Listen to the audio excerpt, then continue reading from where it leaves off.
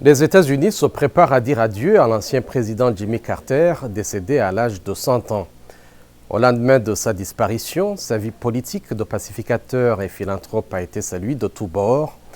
À l'international, les éloges ont également déferlé. Kane Farabo a longuement couvert la vie de l'ancien président et sa carrière post et présentielle en faveur de la santé et de la démocratie dans le monde. Il revient sur l'héritage du 39e président des États-Unis dans ce reportage relaté par Alexandrine Rolognon. Lorsque Jimmy Carter a prêté serment le 20 janvier 1977, il a promis un gouvernement aussi bon que son peuple. Il ne peut y avoir de tâche plus noble ni plus ambitieuse pour l'Amérique en ces jours de nouveau départ que de continuer à façonner un monde juste et pacifique. Un monde qu'il a continué à façonner au-delà de son unique mandat à la Maison-Blanche. Il est devenu lauréat du prix Nobel de la paix et a dirigé le Centre Carter, une organisation mondiale à but non lucratif dont la mission est de faire régner la paix, combattre les maladies et construire l'espoir. Je considère le travail du Centre Carter comme une extension de ce que j'ai essayé de faire en tant que président.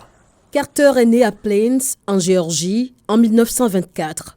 Diplômé de l'Académie navale des États-Unis en 1946, il a servi comme officier sous-marinier avant de retourner à Plains en 1953 pour gérer la ferme familiale à la suite du décès de son père.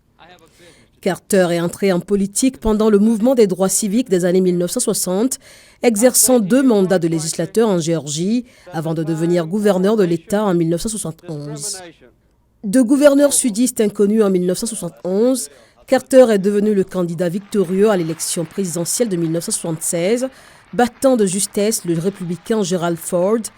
La médiation des accords de Camp David en 1979 et le traité de paix entre l'Égypte et Israël ont constitué l'apogée de la présidence de Carter.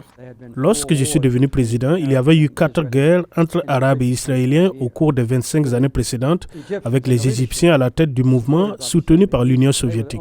C'était le seul pays qui pouvait vraiment défier Israël militairement.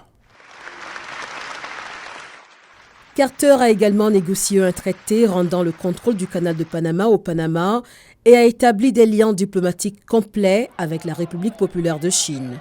Mais la révolution islamique de 1979 en Iran allait changer le cours de sa présidence avec une crise des otages qui aura marqué sa présidence. Carter a également été confronté à des difficultés sur le plan intérieur. L'inflation et la hausse du chômage ont entravé l'économie, contribuant à sa défaite électorale de 1980 face au républicain Ronald Reagan.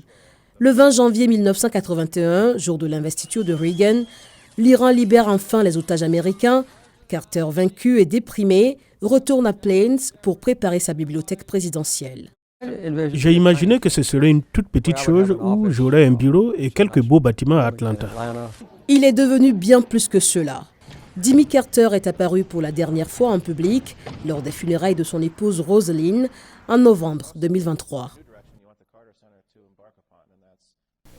Le président Joe Biden a décrété une journée de deuil national le 9 janvier pour celui qui fut président de 1977 à 1981 et ordonné que les drapeaux américains soient mis en berne pour une période d'1 mois, y compris donc lors de l'investiture de Donald Trump à Washington le 20 janvier.